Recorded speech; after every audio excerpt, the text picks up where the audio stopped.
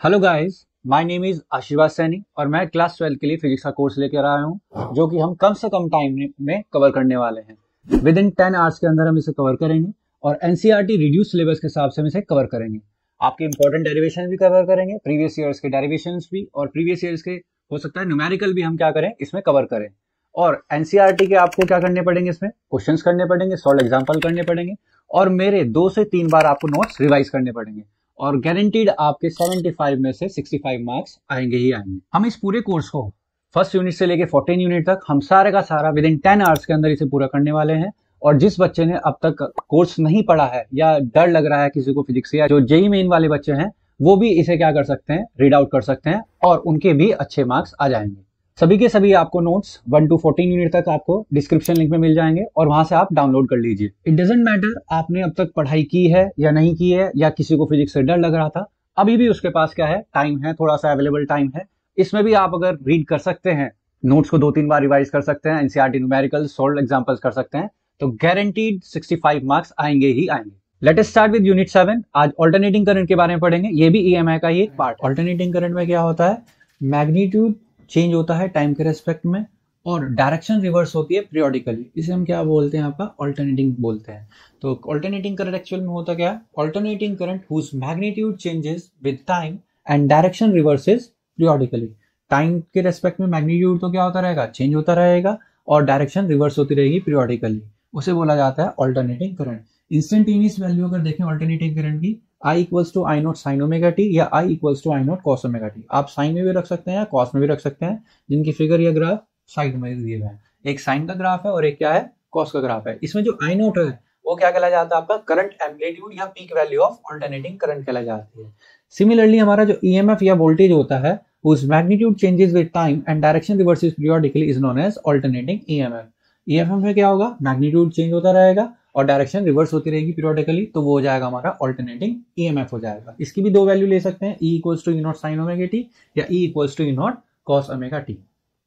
Next topic आता है हमारा root mean square value. Root mean square value क्या होता है, हमारे पास सपोज करते हैं एक रेजिस्टेंस है और एक कुछ टाइम के लिए, टी टाइम के लिए यहाँ पे स्टडी करंट क्या हो रहा है, फ्लो हो रहा है।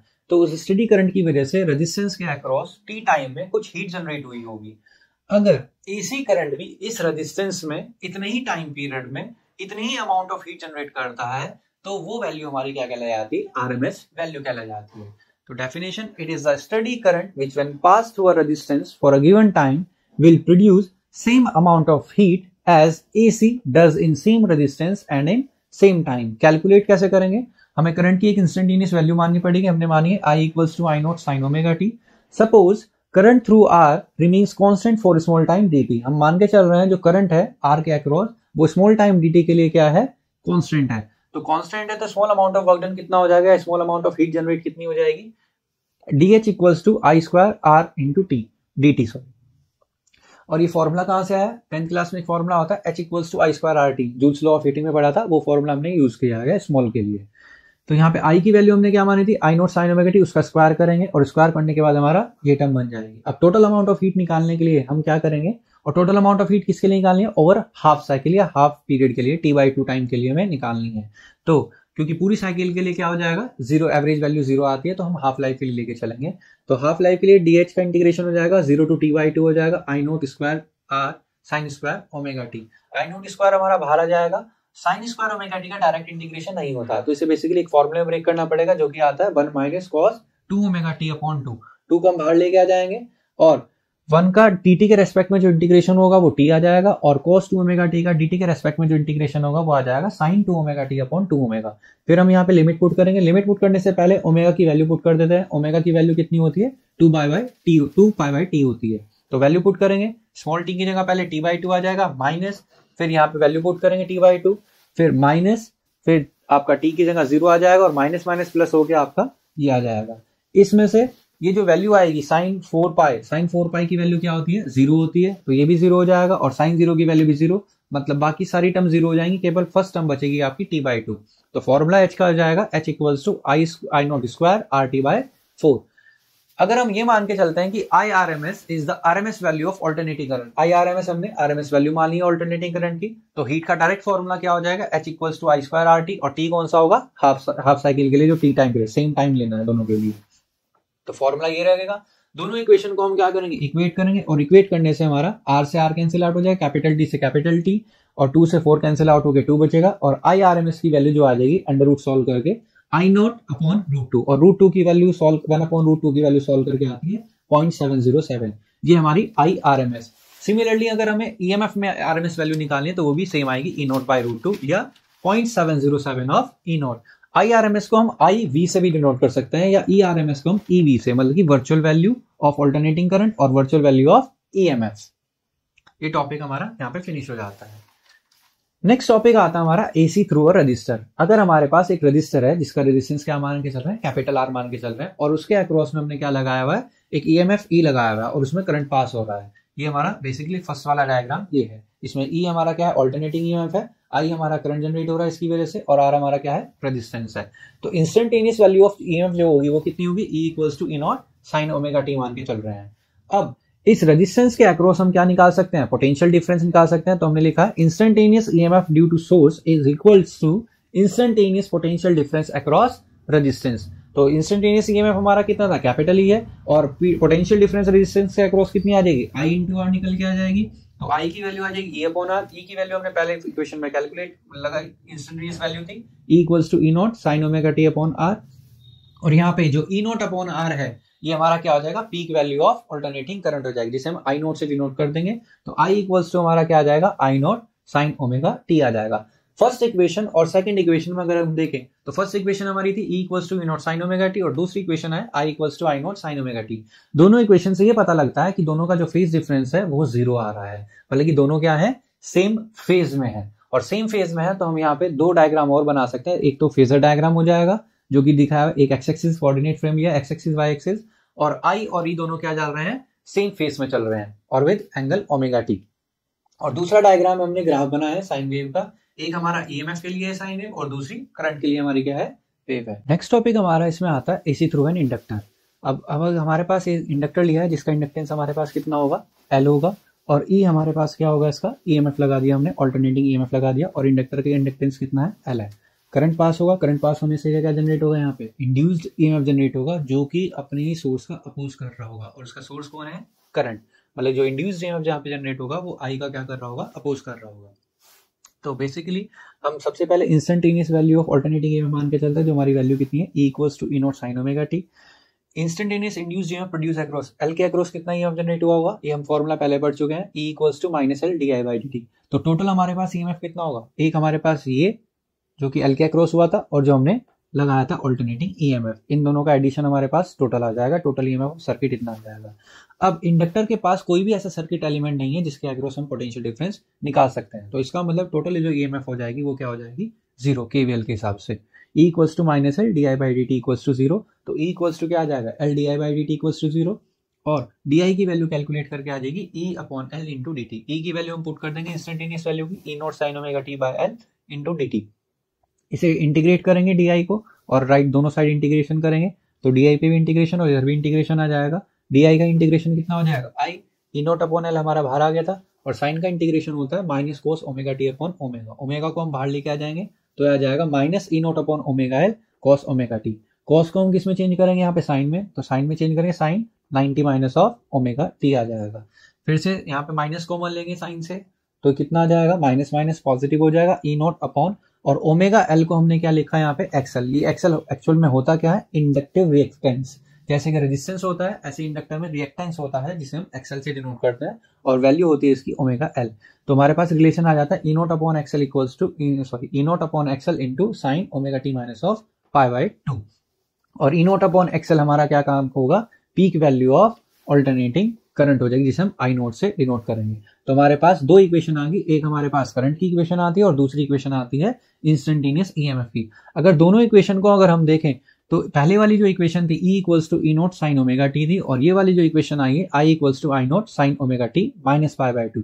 मतलब इसमें ओमेगा टी में से माइनस पाई बाई 2 क्या हो रहा है, सॉरी ओमेगा टी में से पाई बाय 2 एंगल क्या हो रहा है, सब्ट्रैक्ट हो रहा है। तो इसका मतलब जो करंट हो रहा होगा उसका जो फेज है वो क्या कर रहा है, लैग कर रहा है, जबकि ईएमएफ का जो फेज है वो क्या है, आगे जा रहा है। तो दोनों इक्वेशन से हम ये कंक्लूजन निकाल सकते हैं कि ईएमएफ लीड्स कर रहा होगा by current by phase angle of pi by 2, या हम ये कह सकते हैं कि करंट पीछे चल रहा होगा ईएमएफ से by phase angle of pi by 2। और इनका फेजर डायग्राम कैसे बनेगा, ये शो किया हुआ है, कोऑर्डिनेट फ्रेम लिया एक्स वाई, और ई हमारा क्या है, टोटल ईएम इंस्टेंटेनियस ईएमएफ था ई, जिसने एंगल कितना बनाया, ओमेगा टी। अब ये लैग कर रहा है, तो लैग करने में एक्स एक्सिस से क्या जाएगा, नीचे जाएगा करंट, जो कि कितना आगे होगा, 90 डिग्री पीछे की तरफ होगा। तो ईएमएफ 90 डिग्री आगे जा रहा है और करंट 90 डिग्री क्या जा रहा है, पीछे जा रहा है। तो ये टॉपिक यहाँ पे कंप्लीट हो जाता है। सिमिलर ऐसी टॉपिक यह आता है एसी थ्रू कैपेसिटर। इस बार हमने क्या माना है, कैपेसिटर माना और इंस्टेंटेनियस ईएमएफ लगाया। इसकी हमारे पास वैल्यू होगी E equals to E naught sine omega t. अब यहाँ पे क्योंकि सर्किट एलिमेंट है हमारे पास, तो पोटेंशियल डिफरेंस निकाल सकते हैं। Instantaneous EMF due to source equals to instantaneous potential difference across capacitor. हमारे पास फॉर्मूला आता है Q इक्वल टू CV, हमने बेसिकली फॉर्मूला पढ़ा था, या E equals to Q by C, वहां पे हमने पढ़ा था V, यहाँ पे हम पढ़ रहे हैं इंड्यूस ईएमएफ E पढ़ेंगे। तो E equals to Q by C या Q इक्वल टू क्या हो जाएगा C, E की इंस्टेंटेनियस वैल्यू की वैल्यू पुट करेंगे इंस्टेंटेनियस ईएमएफ की, E naught sine omega t. दोनों इक्वेशन, दोनों साइड हम क्या करेंगे, डिफरेंशिएट करेंगे। डिफरेंशिएट करने के बाद हमारे पास क्या आ जाएगा, dq by dt equals to C E nought, और साइन का डिफरेंशिएशन क्या होता है, cos omega t into omega आ जाएगा। इस ओमेगा c को पहले लिख लेंगे omega c into E nought, और cos को फिर से हम साइन में चेंज करेंगे, sine omega t plus pi by 2 या sine 90 plus theta. Omega c को हम क्या लेके आएंगे, ई नॉट के नीचे लेके जाएंगे, ई नॉट और अपॉन में 1 अपॉन ओमेगा c, और यहाँ पे जो 1 अपॉन ओमेगा c होगा वो हमारा क्या होगा, कैपेसिटिव रिएक्टेंस, जिसे हम xc से डिनोट करेंगे। और हमारा ई नॉट अपॉन xc को हम क्या लिख लेंगे, पीक वैल्यू ऑफ करंट, और यहाँ से इक्वेशन बन जाएगी करंट की I equals to I naught sine omega T plus pi by 2। और फर्स्ट और सेकंड इक्वेशन देखें तो फर्स्ट इक्वेशन थी E equals to E naught sine omega T, और दूसरी इक्वेशन आती है आपकी I equals to I naught sine omega T plus pi by 2। मतलब इसमें ईएमएफ क्या कर रहा है, पीछे चल रहा है करंट से, या ये कह सकते हैं कि करंट आगे चल रहा है किससे, ईएमएफ से, by phase angle of pi by 2। तो from equation first and second we conclude that current leads the EMF by phase angle of pi by 2 और EMF lags behind the current by phase angle of pi by 2। ये topic finish हो जाता है। अब इसी से एक related topic आता है यहाँ पे, अब सीरीज कॉम्बिनेशन लेके चलते हैं। इंडक्टर और रजिस्टर जब सीरीज में कनेक्टेड होंगे, तो हमने एक इंडक्टर माना है और एक रजिस्टर माना है। इंडक्टर के अक्रॉस जो वोल्टेज होगी वो VL होगी, और रजिस्टर के अक्रॉस जो वोल्टेज होगी VR, और दोनों सीरीज कॉम्बिनेशन एक इंस्टेंटेनियस ईएमएफ से कनेक्टेड है E। तो VL की हमारे पास वैल्यू क्या होगी, I इंटू XL, और XL की वैल्यू क्या होती है, ओमेगा L। ऐसे VR क्या हो जाएगा ओम्स लॉ से, I इंटू R होगा।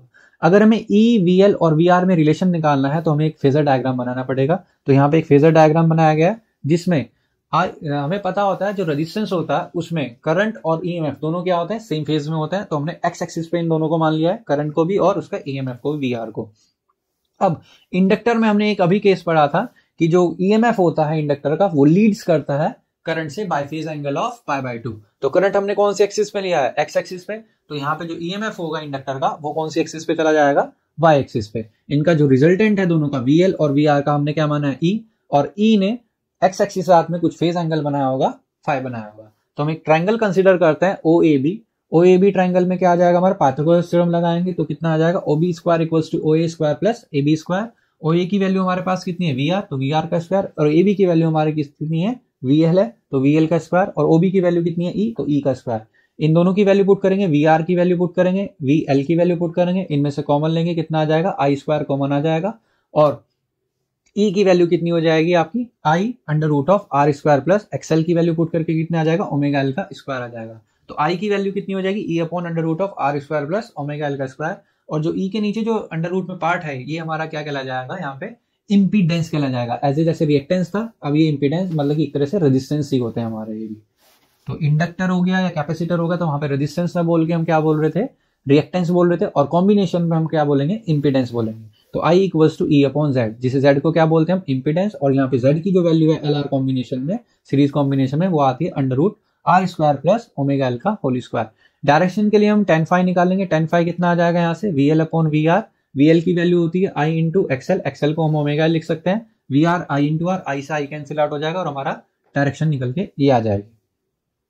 नेक्स्ट हम इसमें क्या निकाल सकते हैं, पावर फैक्टर। पावर फैक्टर को किससे डिनोट करा जाता है, cos फाई से, और cos फाई आप इसमें ट्राइंगल में लगाओगे तो cos फाई क्या आ जाएगा, बेस अपॉन हाइपोटेन्यूज, बल्कि बेस कितना है, VR है, और हाइपोटेन्यूज कितनी है, ई है, तो V R upon E. V R की वैल्यू कितनी हो जाएगी, आई इंटू आर, और ई की वैल्यू भी कैलकुलेट करी थी I into under root of R square plus omega L का होल स्क्वायर। आई से आई कैंसिल आउट हो जाएगा और R upon under root of R square plus omega L का होल स्क्वायर। और इसे हम किससे डिनोट कर सकते हैं, जेड से भी डिनोट कर सकते हैं, तो R upon Z. Power factor हमारा क्या होता है, आर अपॉन जेड से भी डिनोट कर सकते हैं। नेक्स्ट टॉपिक हमारा आता है सीआर सीरीज सर्किट। इसमें एक कैपेसिटर होगा और हमारे पास एक रजिस्टर होगा जिसका रेजिस्टेंस हम क्या मान के चलते हैं, आर मान के चलते हैं। सी के अक्रॉस जो वोल्टेज होगी हमारे पास वीसी होगी और आर के अक्रॉस जो वोल्टेज होगी वी आर, और ये कॉम्बिनेशन सीरीज कॉम्बिनेशन एक ईएमएफ से क्या होगा, कनेक्टेड होगा। तो वीसी की वैल्यू कितनी हो जाएगी हमारे पास, आई इंटू एक्सी, और एक्सी को हम क्या लिख सकते हैं, 1 अपॉन ओमेगा सी, और वी आर की वैल्यू हो जाएगी आई इंटू आर। फिर से यहाँ पे ई वीसी और वी आर में निकालने के लिए हमें क्या बनाना पड़ेगा, फेजर डायग्राम। फेजर डायग्राम में जो रेजिस्टेंस होता है उसमें क्या होता है, जो करंट और ईएमएफ होता है वो सेम फेज में होता है। कैपेसिटर में जो ईएमएफ होता है वो लैग करता है by current by phase angle of pi by 2, मतलब कि ईएमएफ पीछे चलता है कैपेसिटर में। तो हमने एक्स एक्सिस पे आई और वी आर को माना है, तो पीछे चल रहा है तो मतलब कि आपका वाई डैश एक्सिस पे क्या आ रहा होगा, ये वीसी आ रहा होगा। इन दोनों का रिजल्टेंट हम क्या मान के चलते हैं, ई, और जो एंगल है जो ई ने एक्स एक्सिस के साथ में एंगल बनाया होगा वो कितना बनाया होगा, 5। फिर से वही ट्राइंगल लेके चलेंगे ओएबी, उसमें पाइथागोरस थ्योरम लगाएंगे। पाइथागोरस थ्योरम लगाने के बाद हमारे आ जाएगा E square equals to V R square plus VC square.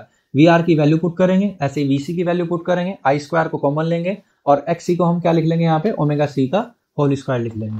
तो आई की जो वैल्यू आ जाएगी हमारे पास कितनी आएगी, E upon under root of R square plus 1 upon omega C का होल स्क्वायर, जिसे हम क्या बोलते हैं यहाँ पे, इसे भी इम्पीडेंस बोला जाता है। ये कैपेसिटर का इम्पीडेंस आता है। सिमिलर बिल्कुल सेम टॉपिक है, बस इंडक्टर में हमने एक्सएल की वैल्यू को ओमेगा एल पुट किया था, यहाँ पे एक्सी को हम क्या पुट कर रहे हैं, 1 अपॉन ओमेगा सी पुट कर रहे हैं। बिल्कुल सेम टॉपिक है पिछले वाले जैसा ही। डायरेक्शन के लिए tan फाई यूज करेंगे, वीसी अपॉन वी आर, फिर से वैल्यू पुट करेंगे, आई से आई कैंसिल आउट हो जाएगा, एक्सी की वैल्यू 1 अपॉन ओमेगा सी और आर, और ये आ जाएगा 1 अपॉन ओमेगा सी आर आ जाएगा। पावर फैक्टर के लिए हम यूज करेंगे cos फाई, cos फाई क्या आ जाएगा यहाँ पे, वी आर अपॉन ई, ई की वैल्यू पुट करेंगे, आई से आई कैंसिल आउट हो जाएगा हमारा और बच जाएगा हमारे पास ई, और जो अंडर रूट में ये पोर्शन आ रहा है इसे हमने अभी बताया था, ये इंपीडेंस होता है, ये आर बाय जेड होता है। तो पावर फैक्टर कितना आता है, आर बाय जेड आएगा यहाँ पे।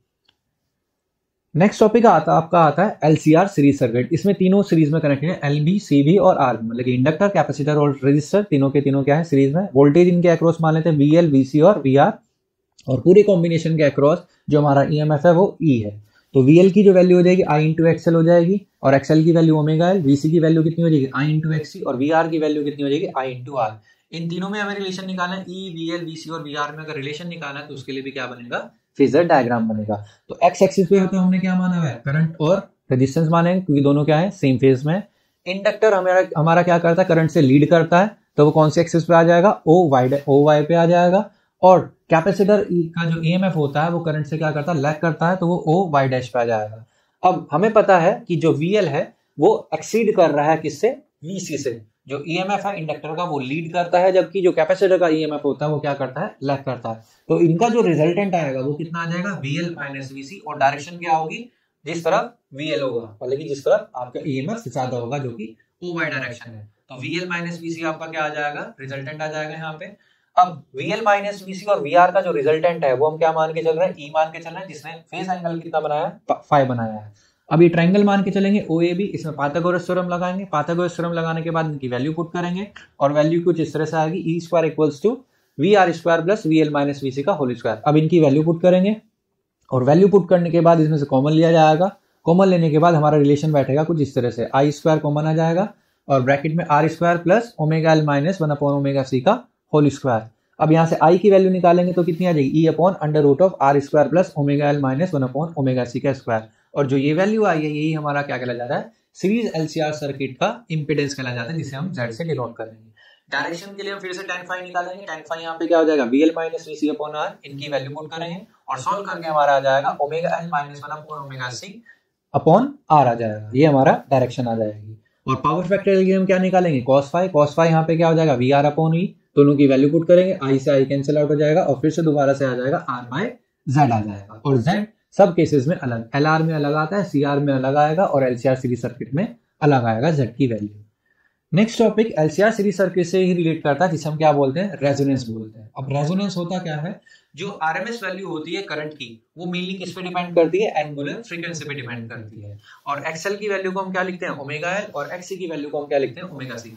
जब ओमेगा की वैल्यू को हम इंक्रीज कर रहे होंगे तो इंडक्टिव जो रिएक्टेंस होगा वो तो लीड कर रहा होगा, मतलब कि हाई हो रहा होगा, लेकिन ओमेगा के इंक्रीज होने से जो एक्सी की वैल्यू है वो क्या हो रही होगी, डिक्रीज हो रही होगी। लेकिन जब ओमेगा को डिक्रीज करेंगे तो एक्सएल डिक्रीज होगा और एक्सी क्या हो जाएगा, इंक्रीज हो जाएगा। तो हमारे पास एक पर्टिकुलर ऐसी वैल्यू आएगी, ऐसी एंगुलर फ्रीक्वेंसी आएगी जब दोनों के दोनों एक्सएल और एक्सी मतलब इंडक्टिव रिएक्टेंस और कैपेसिटिव रिएक्टेंस बिल्कुल क्या हो जाएंगे, इक्वल हो जाएंगे। The inductive reactance and capacitive reactance will become just equal to each other, एक पर्टिकुलर फ्रीक्वेंसी, और उस पर्टिकुलर फ्रीक्वेंसी को हमने डिनोट किया है ओमेगा नॉट से। तो हमारे पास आ जाएगा omega naught equals to 1 upon omega not C. Omega not L क्या है, इंडक्टिव रिएक्टेंस, और 1 अपॉन ओमेगा नॉट सी आपका क्या है, कैपेसिटिव रिएक्टेंस। दोनों इक्वल हो गए, omega naught into omega naught square, और आ जाएगा 1 अपॉन एल सी, और ओमेगा नॉट की वैल्यू आ जाएगी 1 upon under root L C. अगर ओमेगा नॉट को आप ब्रेक करो 2 पाई और न्यू नॉट में, हम दूसरी लीनियर फ्रीक्वेंसी में ब्रेक कर सकते हैं, तो न्यू नॉट की हमारे पास वैल्यू आ जाएगी 1 upon 2 pi under root of L C आ जाएगा। और अब रेजोनेंस कंडीशन पे होता क्या है, रेजोनेंस की कंडीशन कौन सी बताई गई थी अभी, omega not L equals to 1 upon omega not C. जब इंडक्टिव रिएक्टेंस कैपेसिटिव रिएक्टेंस के इक्वल हो जाता है, वही कंडीशन हमारी रेजोनेंस की कंडीशन आती है। अगर रेजोनेंस की कंडीशन आती है, हमारे पास Z की वैल्यू हमने एलसीआर सीरीज सर्किट में बताई थी, R square plus omega naught omega L minus 1 upon omega C का होल स्क्वायर। और ओमेगा नॉट क्यों ले रहे हैं, पर्टिकुलर फ्रीक्वेंसी पे काम किया जा रहा है यहाँ पे, तो ओमेगा नॉट एल और ओमेगा 1 अपॉन ओमेगा नॉट सी दोनों क्या हो जाएंगे, इक्वल हो जाएंगे। इक्वल होने की वजह से ये कैंसिल आउट हो जाएंगे, और हमारा जो Z की वैल्यू है वो क्या बन जाएगी, आर, मतलब कि प्योर ओमिक रेजिस्टेंस बन जाएगा। और अगर रेजोनेंस होता है तो हमें क्या क्या चीजें पता लगती हैं, एक तो हमारा रिएक्टिव जो रिएक्टेंस है, कैपेसिटिव रिएक्टेंस और इंडक्टिव रिएक्टेंस दोनों इक्वल हो जाएंगे। Z किसके इक्वल आ जाएगा, आर के इक्वल आ जाएगा, क्योंकि सर्किट कैसे बिहेव करेगा, रजिस्टर की तरह बिहेव करेगा, और रजिस्टर में ईएमएफ और करंट क्या होता है, सेम फेज में होता है। और इस क्योंकि प्योर ओमिक रेजिस्टेंस है तो आपका करंट भी क्या हो जाएगा, मैक्सिमम हो जाएगा। ये इसका ग्राफ, जैसे जैसे ओमेगा बढ़ता रहेगा आपका पहले वैल्यू इंक्रीज करेगी फिर डिक्रीज करेगी, ठीक है, लेकिन एक पर्टिकुलर फ्रीक्वेंसी पे करंट की वैल्यू क्या शो करेगा, मैक्सिमम वैल्यू शो करेगा। इसी से रिलेटेड एक टॉपिक और आता है शार्पनेस ऑफ रेजोनेंस या क्वालिटी फैक्टर बोलते हैं। शार्पनेस का मतलब ये होता है कि करंट की वैल्यू मैक्सिमाइज करनी है, और करंट की वैल्यू मैक्सिमाइज तभी हो सकती है जब रेजिस्टेंस क्या हो सकता है, कम हो सकता है। और सीरीज एलसीआर सर्किट का रेजिस्टेंस या इंपीडेंस तभी कम हो सकता है जब इंडक्टिव रिएक्टेंस कैपेसिटिव रिएक्टेंस की क्या हो जाता है, इक्वल हो जाता है। तब Z की वैल्यू प्योरली क्या हो जाती है, ओमिक हो जाती है, और आपका जो करंट हो जाता है वो क्या हो जाता है, मैक्सिमाइज हो जाता है। या हम कह सकते हैं जो हमारा एलसीआर सीरीज सर्किट है वो क्या हो जाएगा, मोर शार्प या मोर सिलेक्टिव हो जाएगा, जिसका ग्राफ ये शो किया है, जिसमें 3 रेजिस्टेंस लिए, R1, R2 और R3। R1 का रेजिस्टेंस सबसे ज्यादा है और R3 का सबसे कम है। तो रेजिस्टेंस जब सबसे कम होगा तो करंट की वैल्यू भी क्या होगी, मैक्सिमाइज होगी, और एक ऐसा पर्टिकुलर फ्रीक्वेंसी पे काम हो रहा है, तो इस वजह से हम क्या बोलेंगे, रेजोनेंस फ्रीक्वेंसी पे ये काम किया जा रहा है। तो इसका जो फॉर्मूला आता है शार्पनेस ऑफ रेजोनेंस या क्वालिटी फैक्टर का, वो कितना आता है, omega not L upon R. Quality factor की एक और डेफिनेशन बन जाती है, it is also defined as the ratio of voltage drop across inductor और capacitor to the applied voltage. अगर अप्लाई करें इसे तो Q इक्वल्स टू क्या आ जाएगा, VL अपॉन VR। VL कितना हो जाएगा, I इंटू XL, और VR की वैल्यू कितनी हो जाएगी, I upon I into R। I से I कैंसिल, XL को हम क्या लिख सकते हैं, ओमेगा L, और ओमेगा क्योंकि यहाँ पे एक पर्टिकुलर फ्रीक्वेंसी पे काम हो रहा है तो ओमेगा नोट आएगा, तो ओमेगा नॉट L। और यही हमारा किसका फॉर्मूला आता है, ऊपर शार्पनेस का भी फॉर्मूला आता है। तो ऐसे भी हम क्या निकाल सकते हैं, क्वालिटी फैक्टर का फॉर्मूला कैलकुलेट कर सकते हैं। दूसरा एक फॉर्मूला और आ सकता है, क्योंकि ओमेगा नॉट किसके इक्वल होता है, 1 अपॉन अंडर रूट LC। ये कब पढ़ा था अभी फॉर्मूला, जब हमारा कंडीशन आई थी, रेजोनेंस की कंडीशन आई थी। तो ये वैल्यू को जब हम पुट करेंगे तो हमारा एक और फॉर्मूला बन जाएगा क्वालिटी फैक्टर का, वो आता है 1 upon R under root of L by C। तो ये टॉपिक आपका फिनिश हो जाता है। नेक्स्ट टॉपिक हमारा जो आता है, power of N AC circuit आता है। पावर का हमारा पास बेसिक फॉर्मूला क्या आता है, product of instantaneous EMF and instantaneous current. तो product of instantaneous EMF and instantaneous current को हम क्या बोलते हैं, पावर बोलते हैं। तो पावर का फॉर्मूला, एवरेज पावर का फॉर्मूला हम कैलकुलेट करेंगे। उसके लिए हमें 2 वैल्यू चाहिए, एक तो इंस्टेंटेनियस ईएमएफ की और इंस्टेंटेनियस करंट की। इंस्टेंटेनियस ईएमएफ की वैल्यू कितनी है, E equals to E naught sine omega T मान के चल रहे हैं, और I की वैल्यू को हम I equals to I naught sine omega T plus phi, और फाई क्या होगा यहाँ पे, फेज एंगल होगा। हम मान के चल रहे हैं कि करंट ईएमएफ से क्या कर रहा है, लीड कर रहा है by phase angle of phi मान के चल रहे हैं। हम ये एज्यूम करके चल रहे हैं कि जो हमारा जो ईएमएफ और जो करंट है वो थोड़े टाइम के लिए, dt टाइम के लिए क्या है, कांस्टेंट है। अगर कांस्टेंट है तो small amount of work done कितना होगा, तो dw इक्वल्स टू कितना आ जाएगा, EI इंटू dt। ये फॉर्मूला कहां से है, W equals to V into Q, और Q को हम क्या लिख सकते हैं, I इंटू T लिख सकते हैं। तो हमारा फॉर्मूला आता है। नेक्स्ट टॉपिक हमारा आता है power of N AC circuit. Power of N AC circuit कैसे निकाल सकते हैं, product of instantaneous EMF into instantaneous current. तो इंस्टेंटेनियस ईएमएफ की मल्टीप्लाई अगर इंस्टेंटेनियस करंट से करेंगे तो हमारा क्या निकल के आएगा, एवरेज पावर। इसके लिए हमने इंस्टेंटेनियस वैल्यू ऑफ ईएमएफ मानी है E equals to E naught sine omega T, और करंट की वैल्यू हमने मानी है I equals to I naught sine omega T plus 5। 5 मतलब ये मान के चल रहे हैं कि करंट हमारा क्या कर रहा है, लीड कर रहा है ईएमएफ से बाय फेज एंगल ऑफ 5। तो हम ये एज्यूम करके चल रहे हैं जो हमारा ईएमएफ और करंट है थोड़े टाइम के लिए, dt टाइम के लिए क्या है, कांस्टेंट है, और तब कांस्टेंट है तो small amount of energy consume कितनी हो जाएगी, dw equals to E into I into dt। ये फॉर्मूला कहां से आता है, ये फॉर्मूला वहीं से आता है, w equals to v into q, और q को हमने क्या लिखा था, it, वहां से ये फॉर्मूला आ जाता है। E और I की हम वैल्यू पुट करेंगे, और E और I की वैल्यू पुट करने के बाद हमारा कुछ ये आ जाएगा, 2 से मल्टीप्लाई और डिवाइड करेंगे ताकि हम क्या लगा सकें, फॉर्मूला लगा सकते हैं। फॉर्मूला किसका लगाएंगे, 2 sin a sin b का, जो मैंने साइड में लिखा हुआ है 2 sin a sin b क्या होता है, cos a minus b minus cos a plus b। Apply करने के बाद हमारा जो फॉर्मूला है कुछ इस तरह से बनेगा। अब हमें टोटल वर्क डन निकालना है, तो टोटल वर्क डन निकालने के लिए हम क्या करेंगे, इसे इंटीग्रेट करेंगे ओवर अ साइकिल। तो ओवर अ साइकिल इंटीग्रेट करेंगे तो E note I naught upon 2 तो बाहर आ जाएगा, ओवर अ साइकिल हम क्या करते हैं, इसे इंटीग्रेट करते हैं।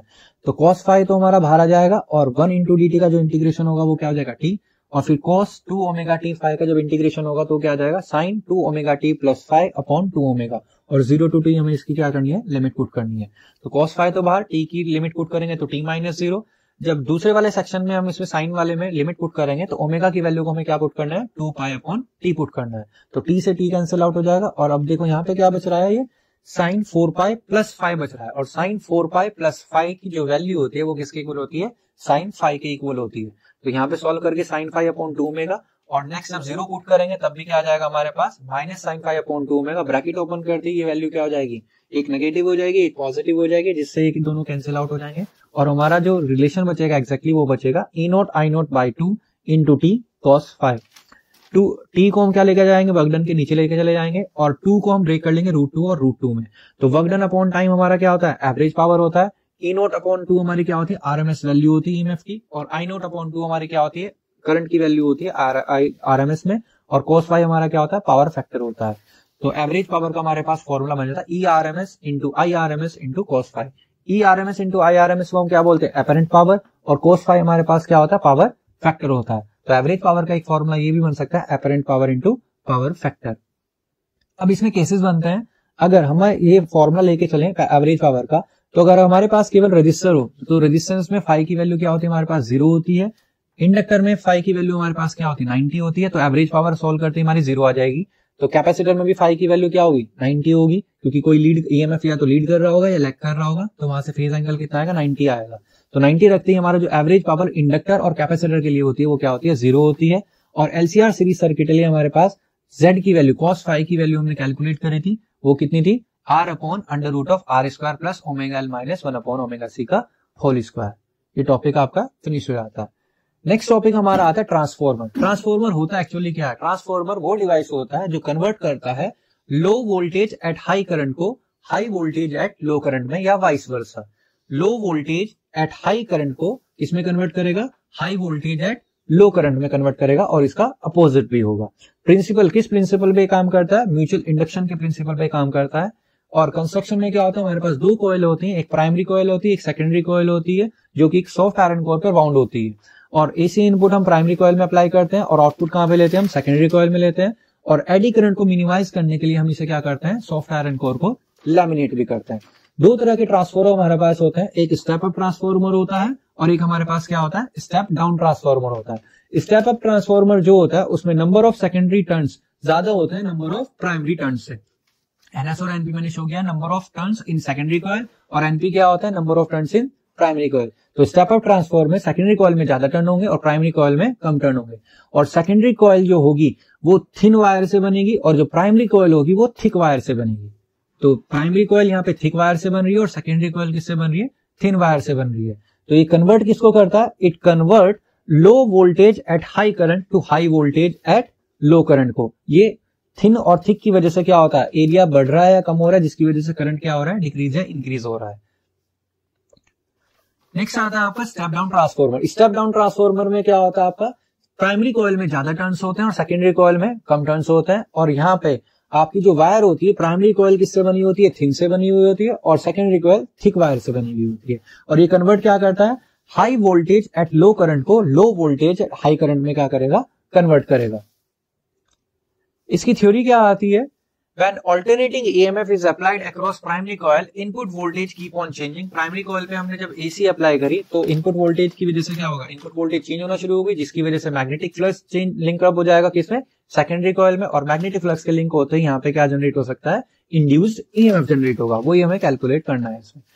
थियोरेटिकली ये मान के चलते हैं जो मैग्नेटिक फ्लक्स होता है link with two coil are proportional to their number of turns. ये पॉसिबल, प्रैक्टिकली तो वैसे पॉसिबल नहीं है, थियोरेटिकली मान सकते हैं कि जो मैग्नेटिक फ्लक्स जनरेट हो रहा है वो अपने नंबर ऑफ टर्न्स पे डिपेंड कर रहा है। तो प्राइमरी कॉइल का जो फ्लक्स होगा वो नंबर ऑफ प्राइमरी कॉइल के टर्न्स पे डिपेंड करेगा, ऐसी सेकेंडरी वाला डिपेंड करेगा। दोनों को जब हम डिवाइड करेंगे तो हमारा एक रिलेशन आ जाएगा ϕs/ϕp इक्वल्स टू ns/np। यहाँ से ϕs की वैल्यू कैलकुलेट करेंगे और डिफरेंशिएट करेंगे दोनों साइड। डिफरेंशिएट करने के बाद क्या आ जाएगा, d∅s/dt equals to ns/np into d∅p/dt। और फैराडे लॉ फॉर्मूले के E इक्वल्स टू क्या होता है, फैराडे लॉ से E इक्वल्स टू -d∅dt होता है।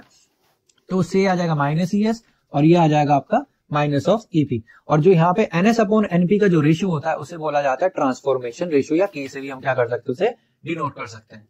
और हम ये एज्यूम मान के चल रहे हैं कि इसमें पावर लॉस हो ही नहीं रही है। अगर पावर लॉस या एनर्जी लॉस नहीं हो रहा है तो इनपुट पावर किसके इक्वल होगी, आउटपुट पावर। पावर कैसे निकालेंगे, प्राइमरी सेकेंडरी कॉइल में ES इंटू IS से, और आउटपुट पावर कैसे निकाल सकते हैं, EP/IP। सॉरी, इनपुट पावर क्या हो जाएगी हमारी EP इंटू IP, और आउटपुट पावर हमारी क्या हो जाएगी ES इंटू IS। इन्हें रीअरेंज करेंगे तो ES/EP क्या आ जाएगा, IP/IS आ जाएगा। मतलब अगर आपका ES ग्रेटर है, ES बढ़ रहा होगा तो उसका मतलब आपका IS क्या कर रहा होगा, डिक्रीज करेगा ही करेगा। इसी से डेफिनेशन आती है आपकी high voltage at low current to low voltage at high current, या low voltage at high current to high voltage at low current. ये टॉपिक आपका यहाँ पे फिनिश हो जाएगा। That's all for today. I hope आप सबको समझ में आया होगा। अगर किसी को क्वेरी है तो आप कमेंट सेक्शन में डाल दीजिएगा, मैं उसे रिजॉल्व करने की कोशिश करूंगा। दिस इज आशीर्वाद सैनी साइनिंग ऑफ।